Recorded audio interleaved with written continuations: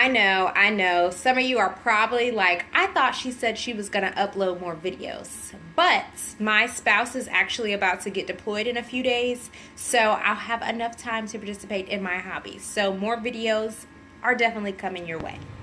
But anyway, for those of you that are new, hi, welcome. My name is Chanel. I had my daughter at 29 weeks. I was 1 day short of being 30 weeks pregnant, and I had a lot of complications during my delivery, so I ended up having to have a hysterectomy. Anyway, I'm not going to go on and on about that. For those of you that have not seen the video, I'll leave it down in the description box. Make sure you check out my labor and delivery story. For the rest of you, keep watching and let's get into this.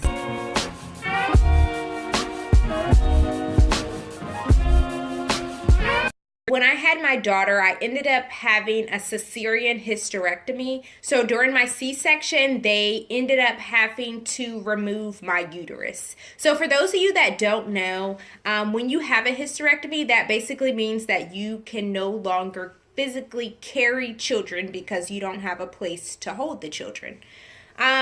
So this was my first child, and first of all, it's extremely rare to have a cesarean hysterectomy, but in my case, I guess I was just one of those rare cases. So they ended up removing my uterus after my daughter. I'm only 25. I had my daughter when I was 24. So it's been just about a year because she'll be a year in March. So it's been just about a year now since I had this done. And I've had a lot of people ask me my thoughts, my feelings on it, and just basically how I've been coping with it.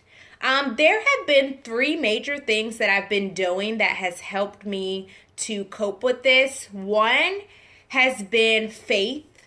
Two has been just being thankful for what I have. And three has been not comparing myself to others. For the first thing, I'm really big on faith. I come from a Christian background. Even though I did come from a Christian background, I never had parents who like made us go to church every Sunday or anything like that. I actually ended up having a one-on-one relationship with God myself by searching myself, which I think is the best way to go about religion in general, is having it not forced upon you.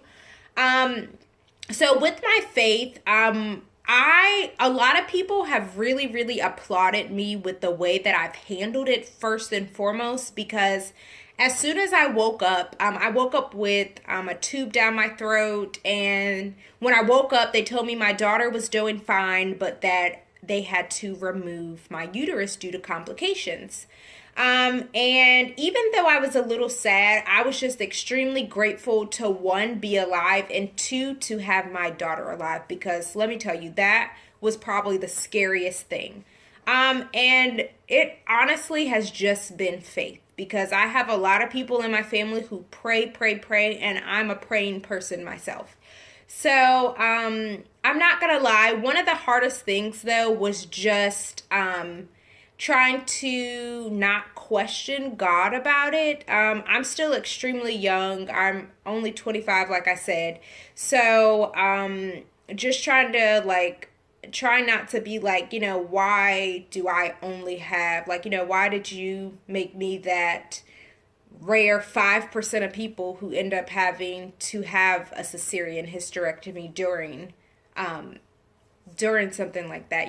Why is it that I can't physically carry any more children? So that was one of the biggest things, is making sure that I'm not questioning him, and to making sure that I remember that he's not going to put anything on me that I can't handle.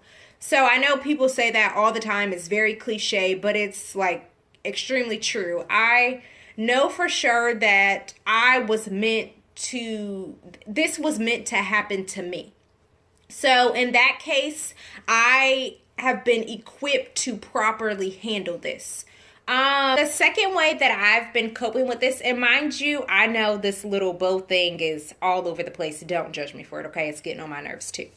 But the second thing that has really been helping me out is to just be thankful for what I have right now.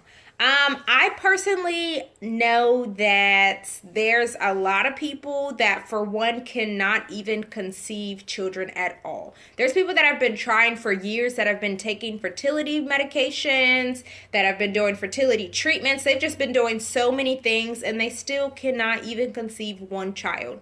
So, in my case, at least I was able to have at least one, and yes, there's also different options I could take if I wanted to. I could adopt, I could foster, though I'm not going to lie, neither one of those are like something that I really am keen about. But I also could have a surrogate. A lot of you have probably heard about that through Kim Kardashian, because that's something she's been really big on, is having someone who physically carries your child, even though they're injected with the father's sperm and the mother's egg.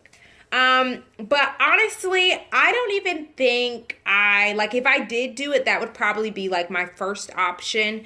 But I don't think I want to have any more kids. And I don't think we want to have any more kids. I think personally, it has a lot to do with just the fact that one, it could be just the fact that our daughter is still so young, so we're still used to adjusting to parenthood. But I've been thinking about the positive sides of things. For one, like I said, there's a lot of people that can't even conceive one child. Two, children are expensive, okay? They're not cheap. You have to buy diapers, you have to pay for childcare, or you have to risk someone staying at home or have someone watch them, which can also be scary because you don't know how those people are.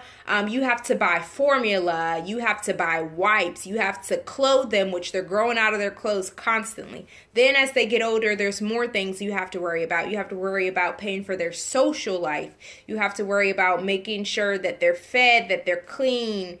They're just like an advanced version of a dog. I know that. Wait, that sounded absolutely terrible, okay? But I have 3 dogs, so my dogs are sometimes like my children in a sense. This went completely left, so let's take it back right, okay?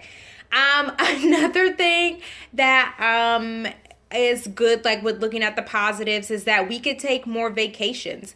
If you have and I'm not just saying of vacations as me and my spouse, but vacations as a family, both. We could take more vacations as a family and more vacations with just me and my spouse, especially because if you think about it, it's really, really hard to find a babysitter when you have multiple kids. For example, let's say Sue has 5 kids. And I'm not knocking Sue for her 5 kids. Kudos to you, Sue. You better take care of your 5 kids, girl. You and your husband, you and your man, or just you by yourself because you're strong and independent.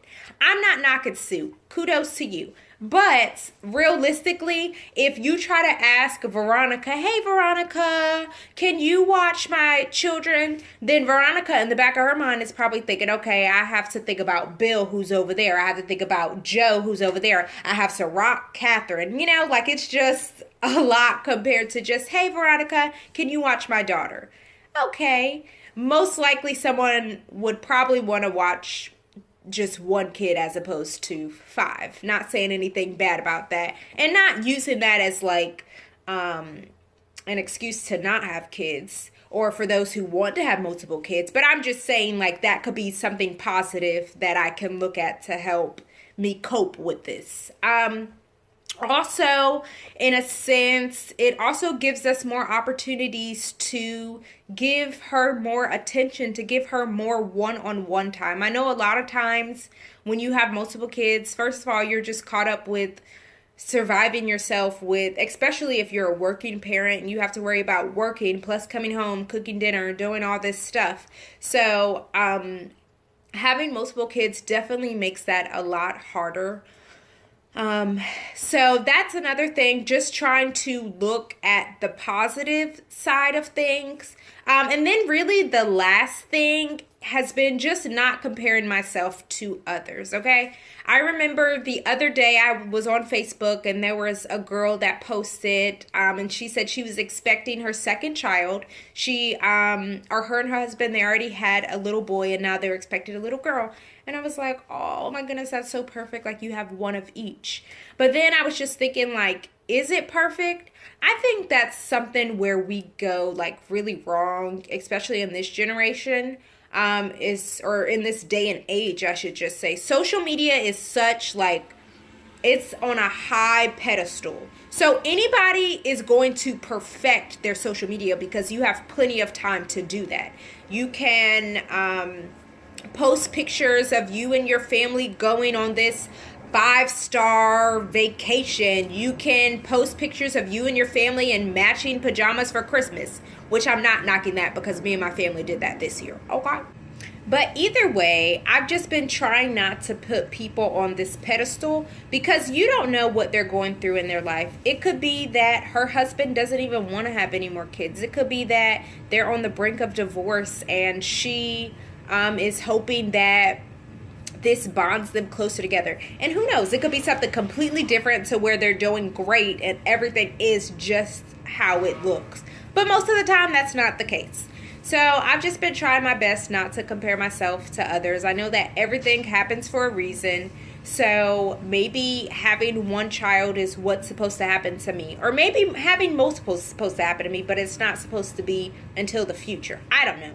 But right now, I'm trying not to focus on that. I just try to focus on the positive sides of things. But other than that, that's pretty much the 3 things that I've been doing to try to remain positive and to keep myself like away from the negative thoughts. If you have any additional questions, make sure that you leave them in the comments below. Also, make sure that you hit the thumbs up button. And if you're not already subscribed, make sure you hit that subscribe button. I will see you all in my next video. And thank you so much.